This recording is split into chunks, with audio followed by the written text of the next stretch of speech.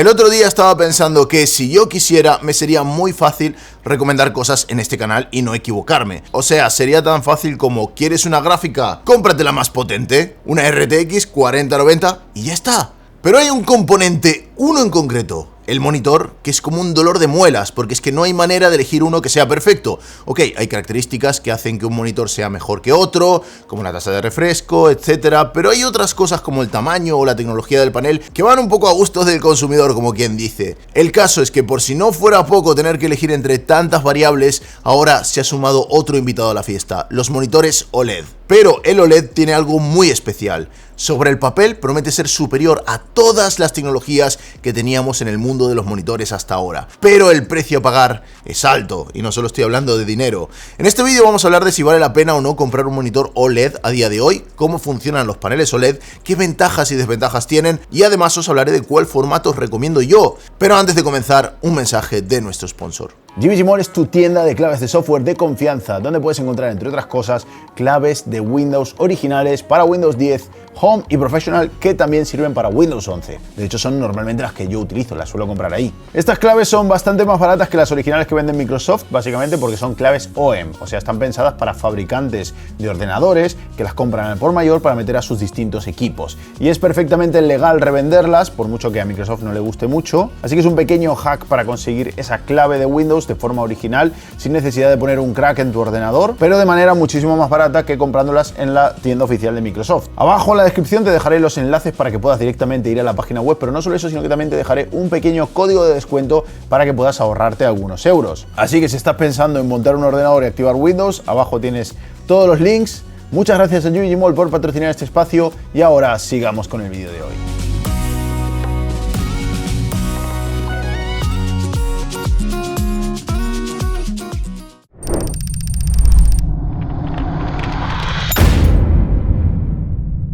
Antes de empezar a probar monitores y ver las diferencias reales cara a cara, vamos a entender cómo funciona la tecnología y por qué es radicalmente distinta a todo lo que teníamos hasta ahora. En el mundo del PC tenemos mayoritariamente monitores de tipo LCD, cuyas siglas significan Liquid Crystal Display, en castellano pantalla de cristal líquido. Lo primero que tenemos que entender es que los LCD necesitan una fuente de luz externa para poder mostrar imágenes, así que vamos a tener una única fuente de luz LED blanca, que la podéis imaginar como una luz homogénea, parecido a los típicos paneles que vemos en las oficinas, en los techos, que son estos paneles de luz, pues algo por el estilo. Esa luz pasa a través de una capa que está formada por cristales líquidos, y en esa capa hay muchísimas divisiones, pequeños agujeritos por donde pasa la luz, y cada uno de esos está relleno de cristales líquidos, cristales que pueden cambiar su orientación cuando se les aplica una corriente eléctrica. Entonces, por defecto, este cristal no deja pasar la luz que le llega de nuestro panel de luz trasero, ¿no? Pero al aplicarle corriente podemos activarlo para que deje pasar más o menos luz en ese agujerito concreto. De esa manera, de toda la luz blanca que llega de nuestro panel de retroiluminación, que suele ser un panel LED como decíamos antes, los cristales líquidos pues dejan pasar únicamente lo que necesitan. Esta luz acaba llegando a una capa de filtro de color, que divide estos agujeros en tres colores: el rojo, el verde y el azul. Estos son los colores primarios que vamos a poder combinarlos para generar cualquier otro color, empezando por el blanco, que es la combinación de los tres colores al mismo tiempo. Cada uno de esos tres colores es lo que se conoce como un subpíxel, y juntos hacen un píxel, que es el puntito de color que nosotros acabamos viendo en la pantalla. Vale, dicho esto, existen tres tipos principales de paneles LCD: los IPS, los TN y los VA. En el IPS los cristales líquidos están alineados de forma horizontal, en un VA de forma vertical, y en un TN tienen un ángulo de 90 grados. Y esos matices hacen que haya ligeras diferencias entre unos y otros en los ángulos de visión, el tiempo de respuesta, el contraste y la representación de colores. Pero la base del funcionamiento es exactamente la misma para los tres. Y cada uno de estos tres tipos de panel tiene ventajas y desventajas. Por ejemplo, los IPS suelen ser caros, sobre todo los de alta calidad, y tienen muy buena representación de color. Se usan mucho en el mundo del diseño gráfico, imprenta, edición de vídeo e incluso etalonaje. Los negros no son malos, pero tampoco son absolutos, o sea, el color más oscuro que puede representar un IPS es un gris muy oscuro. Se nota que tenemos una fuente de luz que está iluminando el panel por detrás. También tiene ángulos de visión que son muy buenos. Y otro problema es que a la hora de jugar son lentos, o sea, tardan en cambiar de color.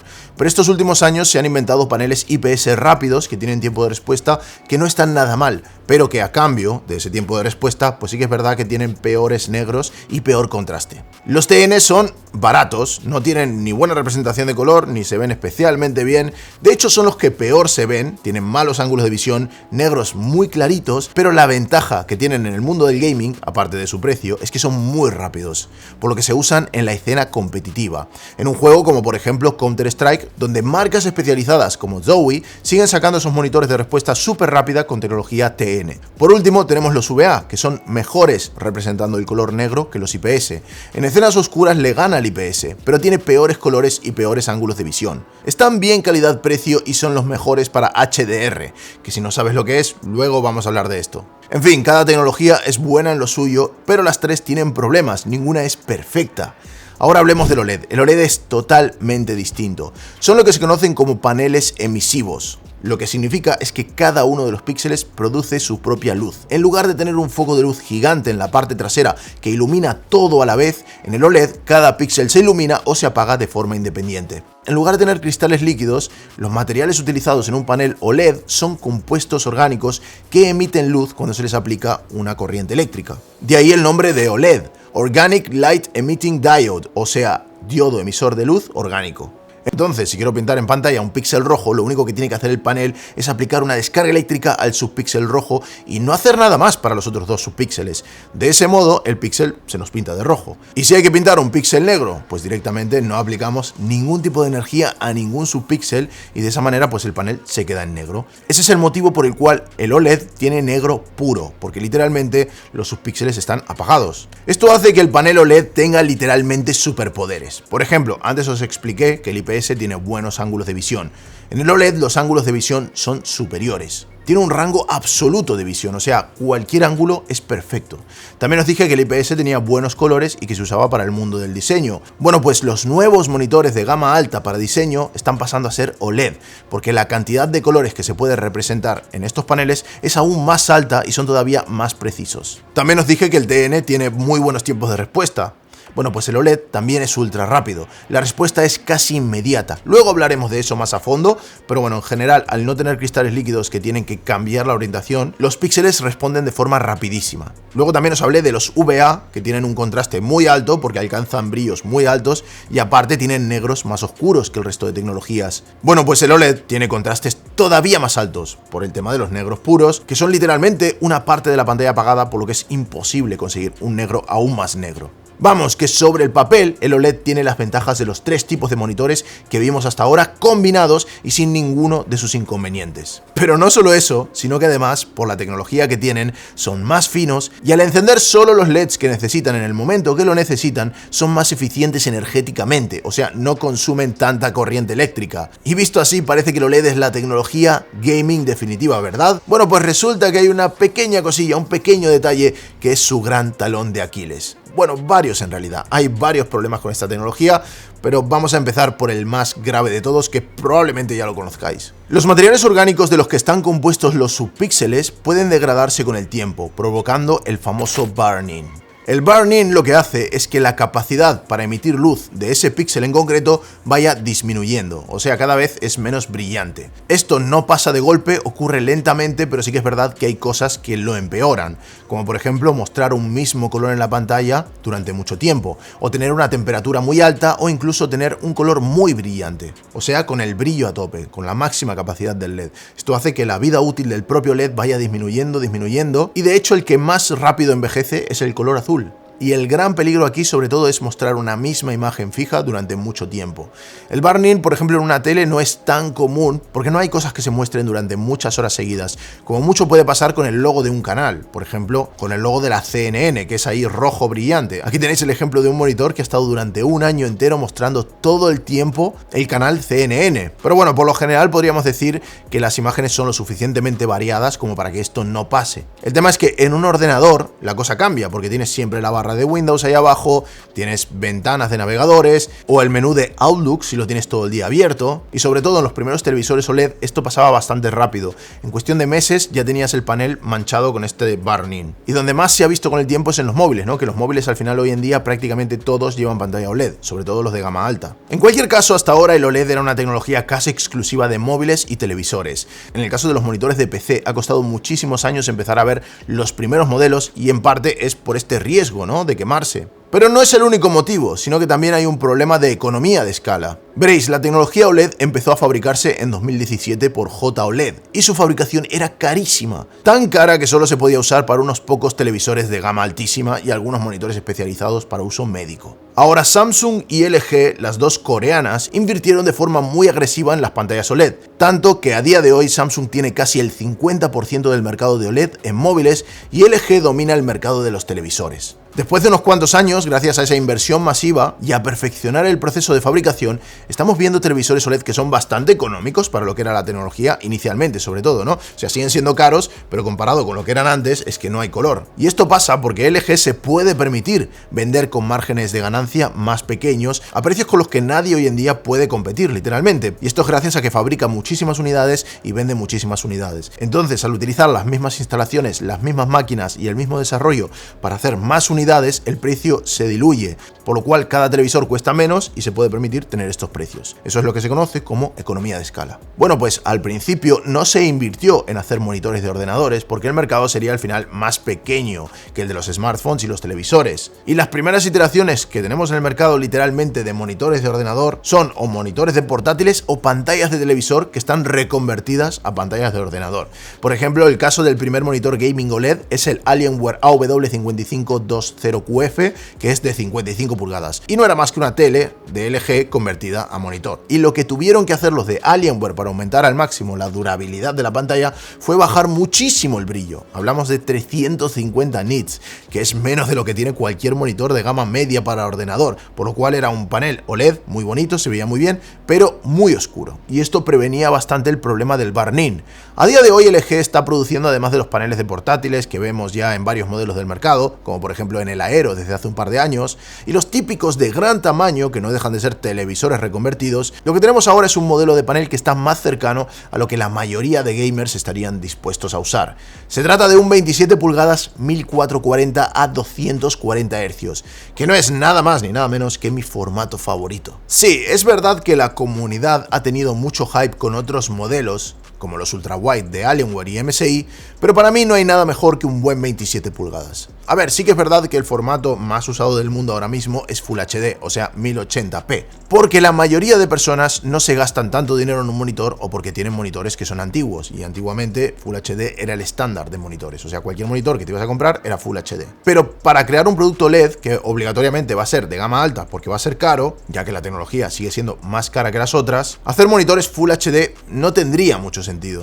Así que si nos vamos un peldaño por encima, tenemos 1440p, que es un poco más que 1080, pero no llega a 4K. Y este formato es ideal porque menos de un 5% de los usuarios tienen gráficas potentes como para poder jugar a 4K, como podéis ver en las encuestas de hardware de Steam, pero sí que la mayoría de gráficas modernas te permiten jugar a la mayoría de juegos del mercado en 1440p, por lo cual, como os decía, esta resolución tiene muchísimo sentido. Otro factor importante para mí es la frecuencia, los 240 Hz. Igual puedes pensar que 240 Hz son demasiados, pero de esta manera estamos cubriendo todo el espectro de jugadores, desde los que quieren jugar algún juego casual con gráficos al máximo, hasta los que buscan partidas competitivas de Counter-Strike o Valorant con el mínimo tiempo de respuesta posible y la máxima fluidez. Y por último, las 27 pulgadas. ¿Es un buen tamaño 27 pulgadas? Bueno, para mí sí, para mí es el mejor. Primero porque es el tamaño máximo al que los 1440p se ven definidos. O sea, si fuera más grande, tipo 32 pulgadas, perderíamos definición y se podrían ver los píxeles de la pantalla, lo cual sería un poco desagradable.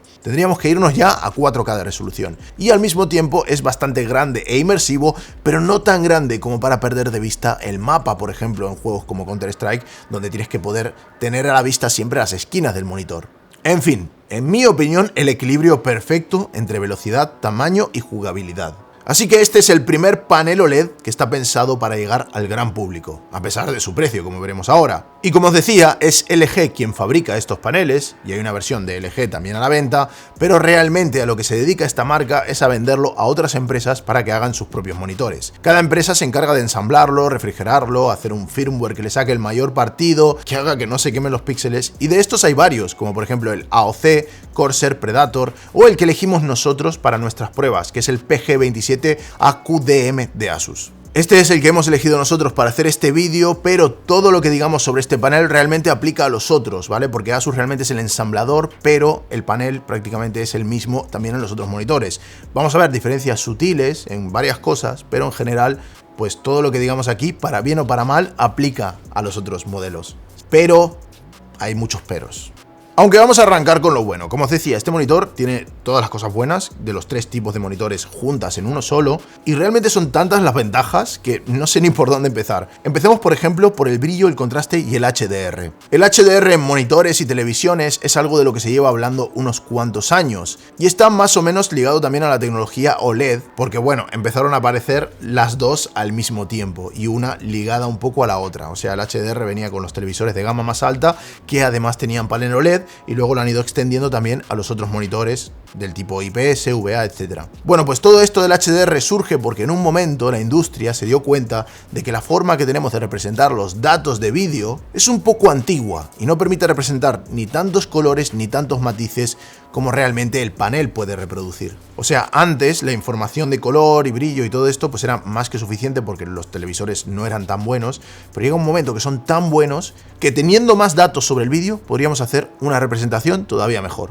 Así que se inventaron un nuevo estándar en el que, primero que nada, los colores se representan con 10 bits en lugar de 8. Si antes un color en ordenador tenía 3 valores que iban de 0 a 255, teníamos entre 0 y 255 para el rojo, entre 0 y 255 para el azul y entre 0 y 255 para el verde, ahora con HDR10 van de 0 a 1024. Por lo que pasamos de tener 16,7 millones de colores a 1000 millones de colores. Y esto se nota mucho en los degradados, en las sombras y en ciertos detalles que antiguamente simplemente no se podían representar. También tenemos la información del brillo absoluto. El contenido HDR tiene información sobre qué tan brillante tiene que ser un píxel en concreto. Por ejemplo, te puede decir que una zona de la pantalla tiene que tener un brillo de 1000 nits o 4000 nits, y el monitor tiene que representar ese color tal y como se lo dice el contenido. De esa manera, el brillo que tú estás viendo en pantalla es el que el creador de contenido quería que vieras. Esto, por ejemplo, pasa mucho cuando tienes un iPhone o algún smartphone que sea compatible con HDR y de repente estás viendo Reels y alguien ha subido un vídeo en HDR y da igual el brillo que tú tengas en la pantalla, de repente el iPhone se ilumina más de lo que debería para poder representar el brillo real de ese vídeo que estás viendo en HDR. No sé si os ha pasado eso alguna vez. Ahora, el brillo máximo de HDR10 es de 10.000 nits. Eso sería un poco lo máximo que se puede representar, pero bueno, se suele poner entre 1000 y 4000 nits en los contenidos, básicamente porque casi ningún monitor llega tan alto y además porque te quemaría la retina. Pero además, si tu monitor no llega tan arriba, hay maneras de reajustar todos los niveles para que el máximo pase a ser un poco más bajo y de esa manera pues el resto también bajan respectivamente. Evidentemente, cuantos más nits tiene tu pantalla, o sea, más brillo puede representar, más fiel va a ser el contenido a lo que debería de ser y más matices va a poder tener, porque se van a notar muchísimo más las diferencias entre los distintos tonos. Así que un poco a forma de resumen, el HDR es más colores, más sombras y más matices en general en la imagen. Siempre y cuando nuestro monitor también tenga un alto rango dinámico, o sea, mucha diferencia entre el negro más negro y el blanco más blanco. Ahora, normalmente para HDR se suelen usar monitores VA, y uno de los mejores es el Samsung G9 que llega a los 2000 nits y por lo tanto viene certificado con HDR 2000. Los OLED en PC no están llegando a tanto brillo porque cuanto más brillan los píxeles, más baja su vida útil, pero en cualquier caso ya estamos viendo que estos monitores son HDR 1000 y aunque el brillo no sea tan alto, al tener ese negro absoluto cambia totalmente el juego. Se ven matices que en un IPS son muy difíciles de ver y le da a los juegos un aspecto totalmente distinto, con muchísima más profundidad, pero manteniendo al mismo tiempo la capacidad de representación de color que tenemos a lo mejor en un panel IPS de alta gama. O sea, lo mejor de los dos mundos, tal y como solemos ver en la clásica televisión OLED de LG. Si comparamos lado a lado un monitor IPS como el que tengo aquí, esto que tengo aquí es uno de los 3 que tengo yo en mi setup principal de streaming. Es un 27 pulgadas, 240 Hz, Fast IPS, 1440p, o sea, sería el equivalente pero en IPS al OLED que estamos viendo. La diferencia es abismal, o mismamente con un VA, donde también podemos ver que los ángulos de visión son mucho mejores y la representación de colores también. Y se nota desde el minuto cero. Sobre todo donde más se nota es en juegos como Resident Evil y cosas por el estilo, o sea, juegos donde la imagen es muy oscura, estamos en una escena de noche, bueno, en fin, ya sabéis un poco a lo que me refiero. En otros juegos, a lo mejor como Counter-Strike, pues sí que es verdad que no aporta tanto, porque bueno, tampoco son juegos que destaquen demasiado por su rango dinámico, sus colores, etcétera. Pero bueno, sí que es verdad que tenemos otro factor ahí. Y así llegamos al siguiente punto. Este panel, este en concreto por lo menos, tiene un ghosting muy bajo. Tan bajo que incluso es más bajo que el que vemos en monitores TN. Aquí podéis ver, por ejemplo, una imagen en el UFO Test, que es una prueba en la cual se mueve un UFO muy rápido por la pantalla y va muy bien para ver primero cuánto tardan los píxeles en cambiar de color y ver qué tan definida es la imagen cuando está en movimiento. Esto es bastante importante porque en ciertos juegos donde hay mucho movimiento, mucho caos y el tiempo de respuesta es súper importante, pues al final ver la imagen lo más nítida posible cuando estamos en movimiento es bastante importante. Normalmente los monitores IPS, bueno, Fast IPS, TN y VA tienen un tiempo de respuesta de entre 1 y 5 milisegundos. En cambio, los materiales orgánicos de los OLED pueden cambiar de estado casi instantáneamente. A ver, al final hay un poco de retraso, hay un poco de ghosting, pero es inferior al que vemos incluso en los mejores monitores TN. Como estáis viendo en estas imágenes. Estamos hablando de 0,1 milisegundos para el caso de este Asus en concreto. Lo cual lo convierte también en un panel muy bueno para jugar de forma competitiva a Counter-Strike. ¿Qué tanto se nota esto? ¿Qué tan importante es esto a la hora de jugar una partida? Bueno, realmente, siendo sincero, no es un game changer, no es algo que digas, ¡guau! Es que voy a llegar a Global Elite por tener este monitor. No es así, ¿vale? Realmente las cosas no funcionan así. Pero sí que es verdad que técnicamente el monitor es superior en tiempo de respuesta. Pero hoy en día, de todos modos, con los Fast IPS, por ejemplo, estos típicos monitores IPS de 240 Hz, pues al final, como os decía antes, tienen un tiempo de respuesta muy bueno. Pero también es verdad que los colores son peores, ¿vale? Hacen ese sacrificio. Tardan entre 1 y 4 milisegundos en cambiar de color y eso produce un poquito de ghosting, un poquito de estela detrás de la imagen cuando se mueve. En un TN esto es casi imperceptible, por eso mismamente los Adobe competitivos usan este tipo de tecnología y ahora en OLED pues es prácticamente inexistente.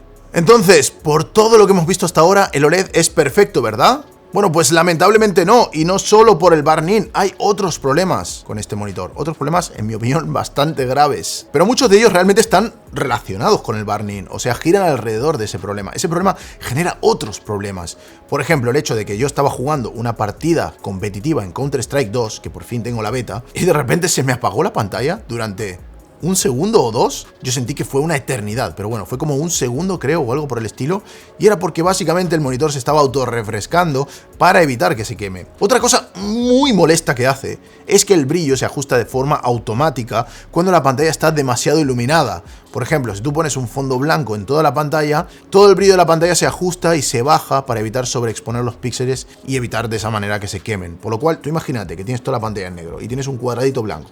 Ese blanco se ve súper intenso, pero si tú coges esa ventana blanca y la haces grande, todo el blanco baja prácticamente a la mitad de brillo. Y esto a mí por lo menos me molesta bastante. Sí que es verdad que tiene un modo de brillo homogéneo que lo mejora muchísimo y yo es el que suelo usar, aunque sigue pasando a pesar de tener este brillo.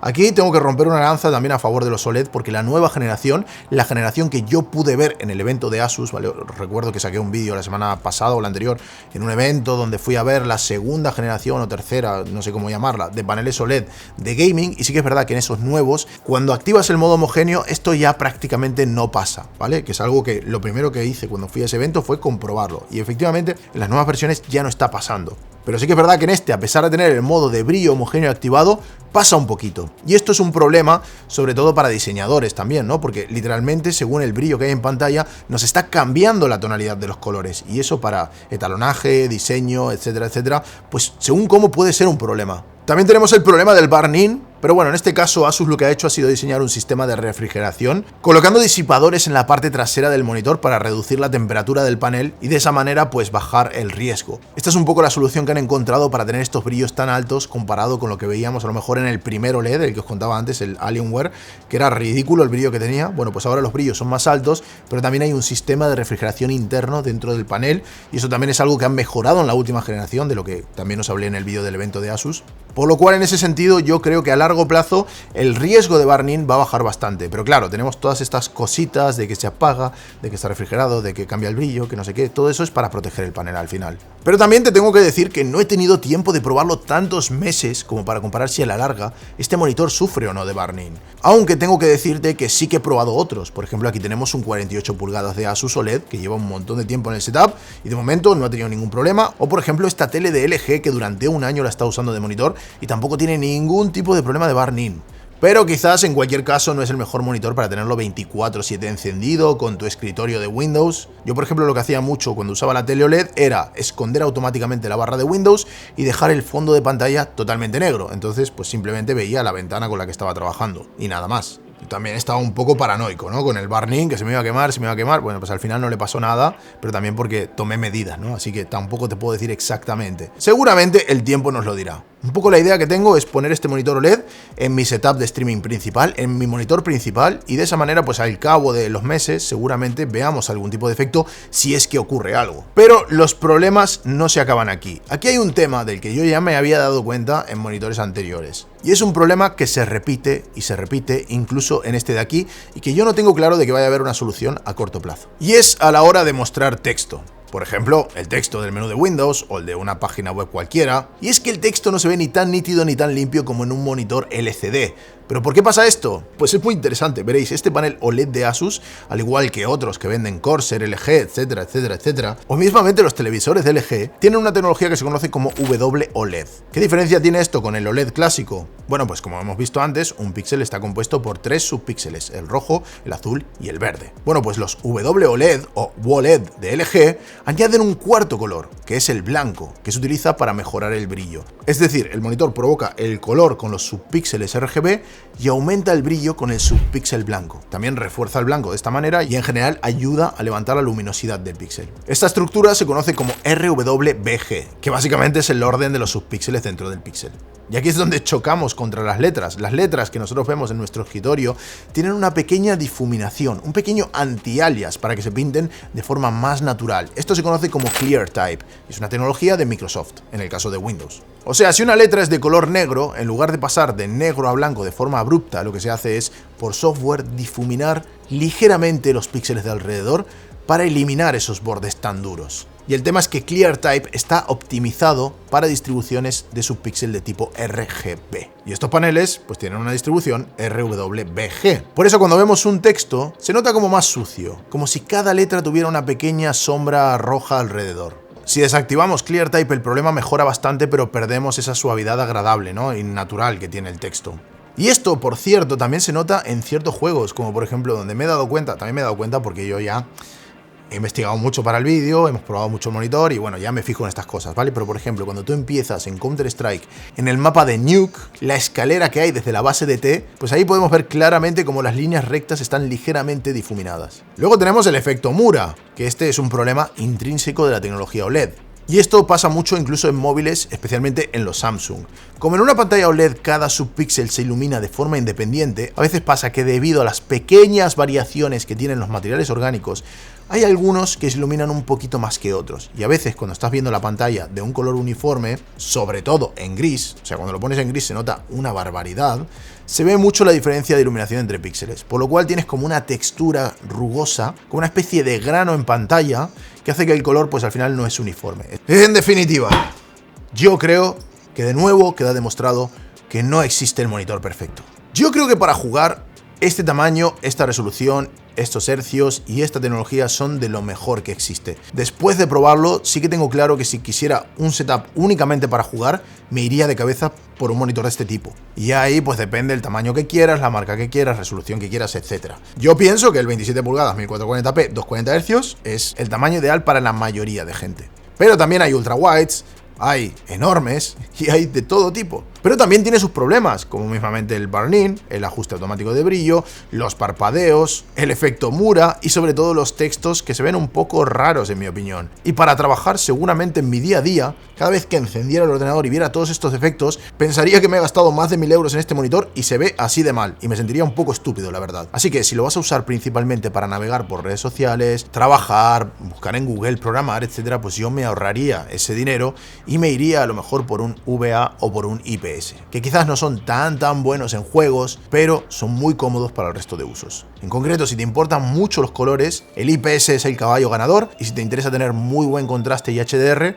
pues vea por un VA. El TN hoy en día para mí no tiene mucho sentido, aunque sí que es verdad que tiene respuesta muy rápida y muchos jugadores de Counter-Strike lo siguen utilizando, pero vamos, o sea, a menos que seas un profesional de la élite del Counter-Strike, pues vas a poder jugar perfectamente con un Fast IPS como el que tengo yo aquí. Y en concreto hay un monitor en el que yo tengo muchas esperanzas y es la versión de este mismo monitor Asus, pero de 32 pulgadas, o sea un poquito más grande, y 4K. Yo creo que en ese monitor se van a notar menos los subpíxeles y el texto se va a ver mejor y en general pues va a ser una mejor versión de este, sobre todo para entusiastas que quieran un monitor para poder jugar a 4K en ultra a los máximos hercios, porque además tiene 240 hercios, así que voy a hacer lo posible por traerlo al canal, ni que sea a Nate Live, y que podamos probarlo y verlo juntos. Y también una cosa que voy a hacer es, como os dije antes, colocar en mi setup principal el monitor OLED y utilizarlo durante meses y meses y meses y meses, y vamos a ver qué pasa. En cualquier caso, sí que tengo que decir que esta es la primera vez en mucho tiempo que un monitor me deja tan impresionado. ¿Y vosotros qué opináis? ¿La tecnología OLED ha venido para quedarse o es solo una moda pasajera? Dejadme un comentario. Así que nada, si os ha gustado este vídeo, dejadme una manito para arriba, suscribiros al canal y nos vemos en el próximo.